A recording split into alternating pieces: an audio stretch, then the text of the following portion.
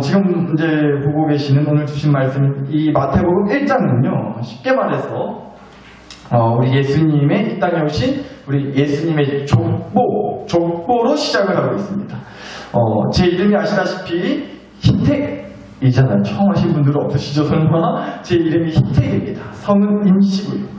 근데 제가 어디 임씨냐, 별로 궁금해하지 않으시겠지만 한번 말씀을 드리자면 제가 나주 임씨거든요. 나주 임씨, 그 배로 유명한 나주요, 나주.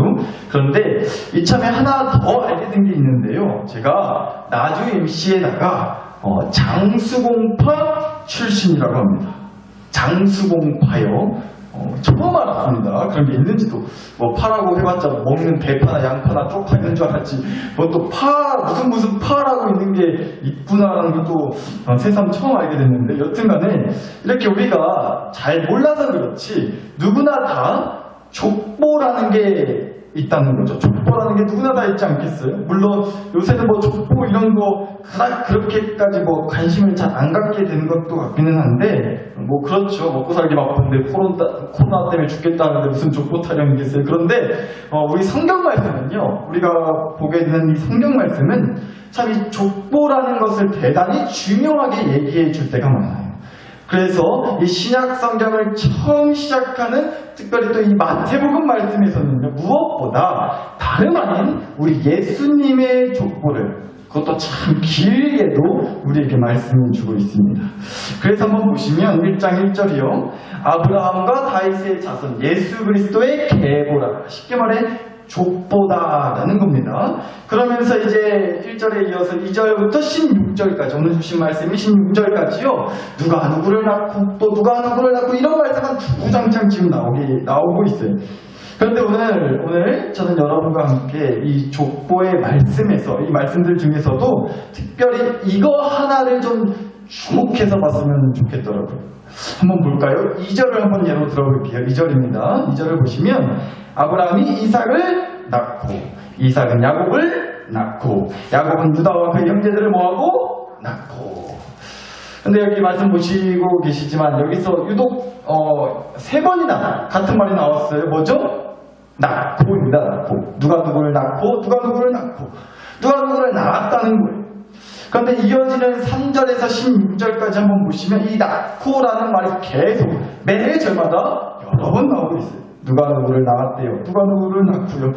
앞서 말씀을 드렸지만 족보니까 당연히 누가 누구를 낳았는지에 대한 이런 얘기가 다 있겠죠. 그런데 이걸 좀 주목해 보자는 거예요. 오늘 주신 말씀이 16절입니다. 다시 한번 보시죠. 16절. 야곱은 마리아의 남편 요셉을 낳았으니. 역시나 또 이제 야곱이 요셉을 낳았다는 거예요. 그런데 마리아에게서 그리스도라 칭하는 예수가 뭐하시니라? 나시니라 라고 되어 있어요. 얼핏 봐서는 역시나 우리 예수님도요, 마리아가 낳고 낳았다 이런 말 같아요. 그런 말이에요. 그런데 사실은 이게 굉장히 큰 차이를 담고 있다고 합니다. 앞서 예수님의 족보에서 우리가 1절부터 이제 16절까지 하나같이 모든 말씀에서 매절마다 다들 누가 누구를 낳고, 누가 누구를 낳고, 그러니까 어떠한 사람이 자기의 의지를 가지고 사람을 낳았다는 거예요. 사람이 자기 의지를 가지고 계획을 갖고서 이제 사람을 낳았다는 거죠. 그러나 우리 예수님은 아니라는 거예요. 우리 예수님은 그 시작부터, 그 출생부터 분명히 다르셨다라는 겁니다. 예수가 나시니라. 이건 단순히 그저 앞서 다른 사람들처럼 낳고 할 때 그 낳았다 정도의 말이 아니고요. 앞서 족보에서처럼 어떠한 사람이 자기의 의지와 계획을 가지고 사람이 사람을 낳았다라는 그런 뜻이 아니라요. 나시니라. 정확하게 번역을 하면 이렇게 된다고 합니다. 나음을 받으셨다. 나음을 받으셨다라는 뜻이라고 해요. 그러니까 어떤 사람이 요셉이, 마리아가 자기들의 의지를 가지고서 생명을 탄생시킨 게 아니고요. 전적으로 하나님의 개입으로, 하나님의 의지로만 탄생하도록, 태어나도록 해서 이 땅에 나음을 받으신 분, 그 분이 바로 우리 예수님이시라는 겁니다. 그래서 이어지는 18절과 20절은 이 사실을 더 분명하게 우리에게 짚어서 말해주고 있는 거죠. 한번 볼까요? 18절. 예수 그리스도의 나심은 이러하니라. 그의 어머니 마리아가 요셉과 약혼하고 동거하기 전에 성령으로 잉태된 것이 나타났더니, 또 20절이요. 마리아에게 잉태된 자는 누구로 된 것이라? 성령으로 된 것이라. 성령으로 말미암아 나으심 받았다는 말씀입니다. 우리 예수님이요, 비록 사람의 몸에서, 마리아의 몸에서, 여자의 몸에서 나셨지만 엄연히 우리 예수님은 성령 하나님의 의지로, 성령 하나님이 개입하셔서, 쉽게 말해가지고요, 예수님의 탄생은 처음부터 끝까지 온전히 성령 하나님이 손을 쓰셨기 때문에 나으심을 받았다라는 말이 된다는 겁니다. 어떤 사람의 의지가 들어간 게 아니에요. 어떤 사람의 계획을 가지고서 태어나신 게 아니에요. 사람이 낳은 게 아니라는 겁니다. 성령 하나님으로 말미암아 나으심을 받고 태어나신 분이 우리 예수님이시라는 겁니다. 그래서 마태복음 1장 1절부터 16절까지 이어지는 이 길고도 긴 예수님의 족보에서 다른 사람들은 하나같이 그렇게 다 누가 누구를 낳고 이렇게 낳고라는 말을 썼지만 유독 우리 예수님만 그래서 낳고가 아니라 낳았다가 아니라 나시니라, 정확히 번역하자면 나음을 받으셨느니라라고 그렇게 되어 있는 겁니다. 뭐 남자와 여자가 꼴레리꼴레리해서가 아니라 온전히 성령 하나님의 역사로 잉태되셨다고요. 온전히 성령 하나님의 손길로 이 땅에 오시고 우리에게 오시게 된 거라고요. 그분이 바로 우리 예수님이라는 사실을 말해주고 있는 겁니다. 16절 말씀이요. 그럼 여러분, 이 사실이 우리에게 주는 교훈은 그런 걸까요? 우리에게 주는 유익이 뭘겠냐라는 겁니다. 그래서 뭘 어쨌다는 걸까요? 우리 예수님은 그렇게 태어나셨냐고 신통하네. 그냥 사람이 나온 줄 아는데 그런 게 아니었구만. 그 뒤에는 하나님의 손길이 있었다요. 우리 예수님은 역시 달라도 뭐가 다르시다고. 근데 뭐 요 정도로만 얘기하고 말 게 아니라요, 이 사실이 우리에게 주는 너무나도 큰 교훈과 유익이 있다는 겁니다. 한번 로마서 8장 14절을 함께 보시겠습니다. 로마서 8장 14절. 무릇 하나님의 영으로 인도함을 받는 사람은 곧 하나님의 누구라? 아들이라는 말씀이 있습니다. 하나님의 영, 그러니까 성령으로 인도함을 받는 사람은 곧 하나님의 아들이라고 분명히 우리에게 말씀해 주신다는 거죠. 그러니까 저와 여러분, 우리 모두는요, 나의 부모로부터 나음을 받았어요. 우리 모두에게는 부모가 있죠. 마태복음 1장에서 예수님의 족보를 보셨지만 저와 여러분, 우리 모두는요, 누가 누구를 낳고라는 그런 족보에 들어가는 한 사람이라는 거죠. 그러나 우리의 족보는 이제 다시 쓰여지게 된다는 겁니다. 누구의 인도함을 받으면요? 성령 하나님의 인도함을 받으면요. 왜요? 무릇 하나님의 영, 성령의 인도함을 받는 사람은요, 온전히 성령 하나님의 의지와 손길로 나음 받으신 그 예수님처럼, 무릇 성령 하나님의 인도함을 받는 사람은 이제 온전히 하나님의 손길로 다시 나음 받게 된다는 겁니다. 그래서 우리의 족보는 다시 쓰여지게 된다는 거예요. 따라서 임희택, 저는요, 나주 임씨의 장수공파이지만 서도 이제는요, 하나님 성실을 가진 하나님 바 족보에 들어가게 되었다는 겁니다. 당연히 여러분도 마찬가지인 줄 믿습니다. 그래서 우리는 이제 이 족보를 지고 사는 사람으로서 이렇게 살 수 있게 되었다는 거예요. 이어지는 로마서 8장 15절을 보시죠. 너희는 다시 무서워하는 종의 영을 받지 아니하고 양자의 영을 받았으므로 우리가 아빠, 아버지라고 부르짖느니라. 하나님의 양자, 하나님을 아빠, 아버지라 부르는 하나님의 아들, 딸이 되었다는 겁니다. 다시 말해, 더 이상 이제는요, 종이 아니라는 거예요.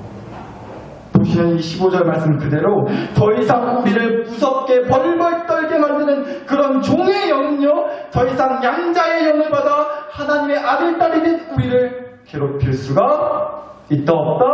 없다는 거예요.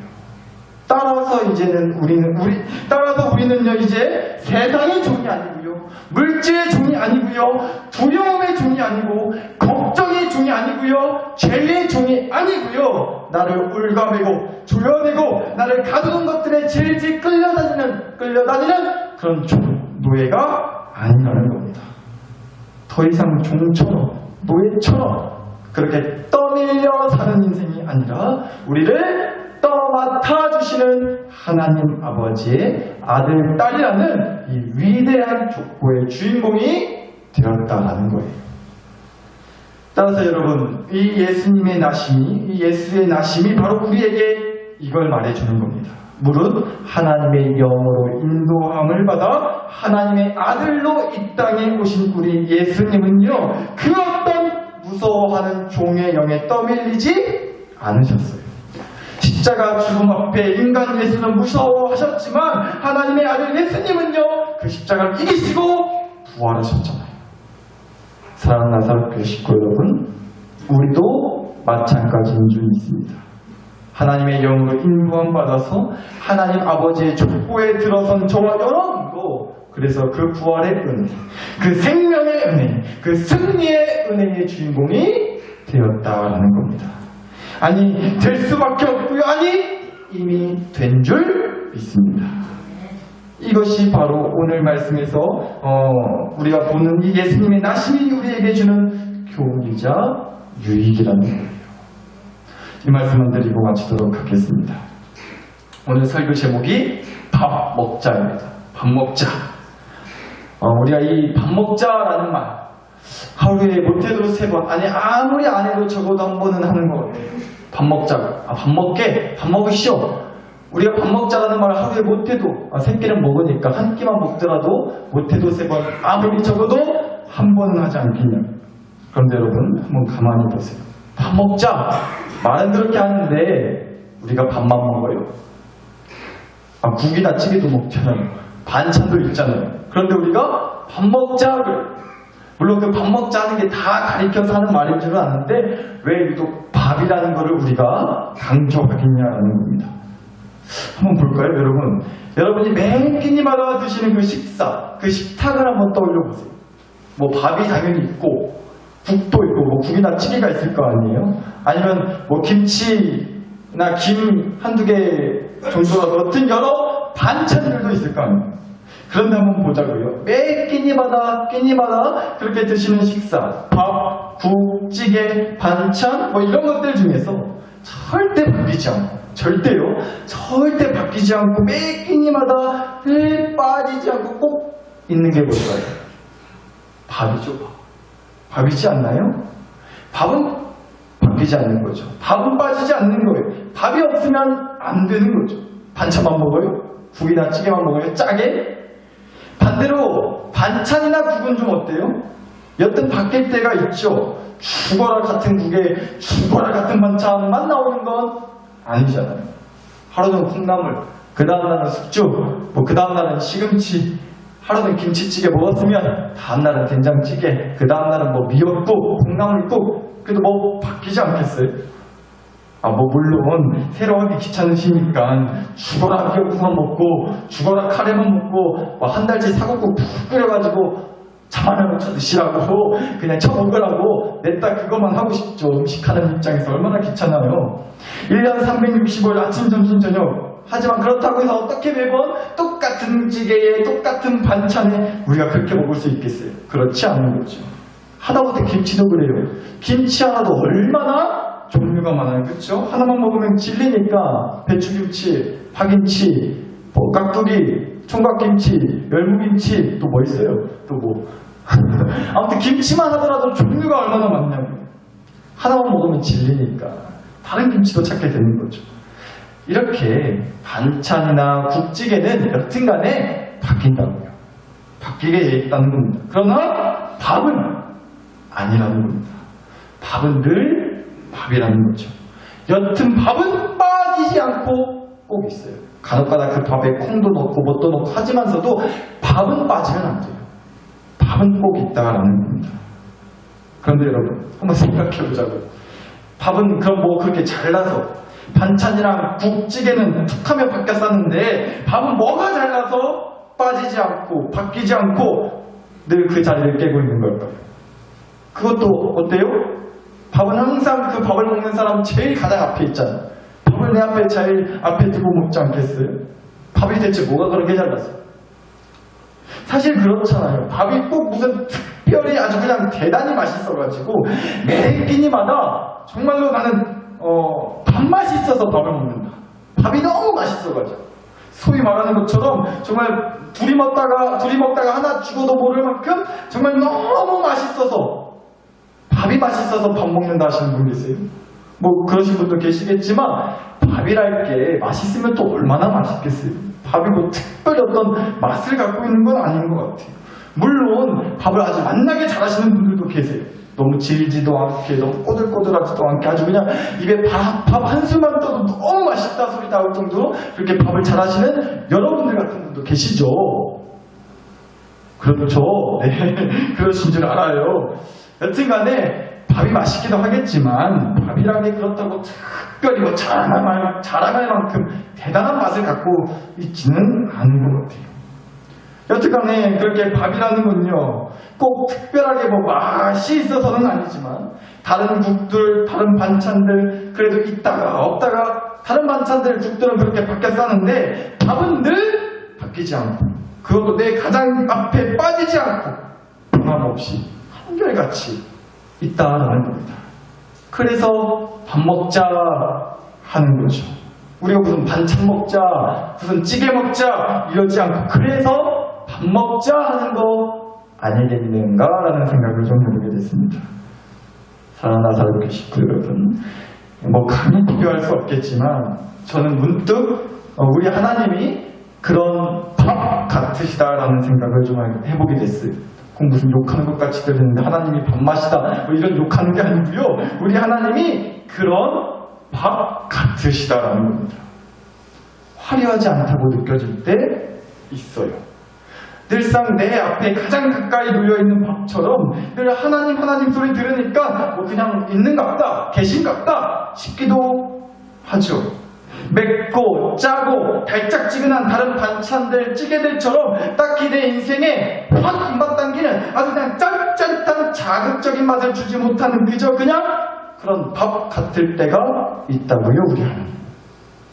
그러나 여러분 밥은 그래도 꼭 있어야 된다는 겁니다. 밥은 절대 빠지면 안 되는 거죠. 반찬은 바뀔 수 있어요. 국찌개도 바뀌어요. 그러나 밥통에 밥은 늘 있고 식탁에서 가장 내 앞에 있는 거 바로 밥이라는 겁니다. 그런 밥이 그래서 꼭 우리 하나님 아버지 같다고요. 늘 내 앞에 계신 분, 늘 나와 함께 하시는 분, 절대 바뀌지 않고 어디 가시지 않고 자기 자리를 지키시면서 나를 혼자 두지 않으시는 분, 우리 아빠 아버지 하나님 같으시다.